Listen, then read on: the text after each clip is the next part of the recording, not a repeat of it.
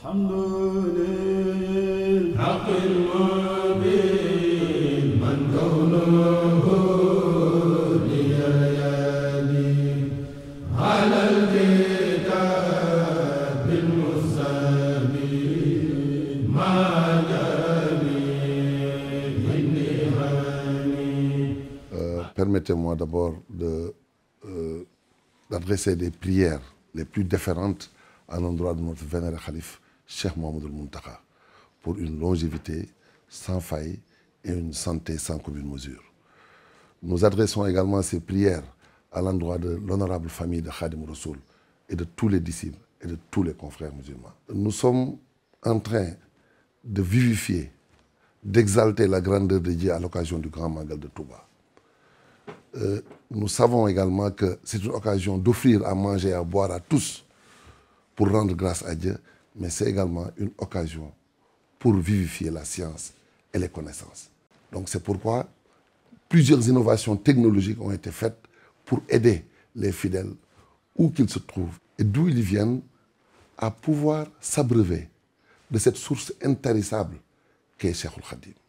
Hizbut Tarqiyyah a toujours donné une importance capitale aux sciences et à la technologie, mais dans les seuls desseins de les apprivoiser, de les dompter au service de la religion.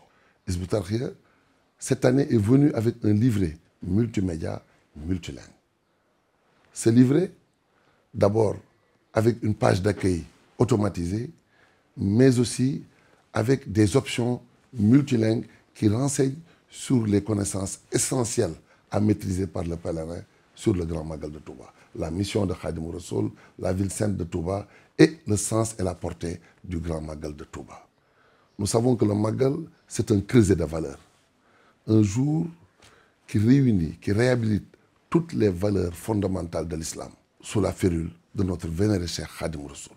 Donc ce livret multimédia et multilingue, français, anglais, arabe et wolof, a été remis gracieusement donc au comité d'organisation sous la guidance très éclairée de Cheikh Mouhamadoul Bachir et Moussi Abdou Khadr pour les aider dans les cadeaux à remettre aux hôtes le jour de la cérémonie officielle.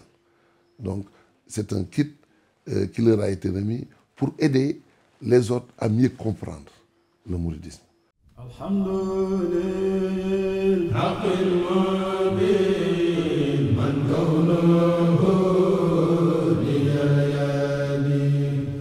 على الكتاب المستبين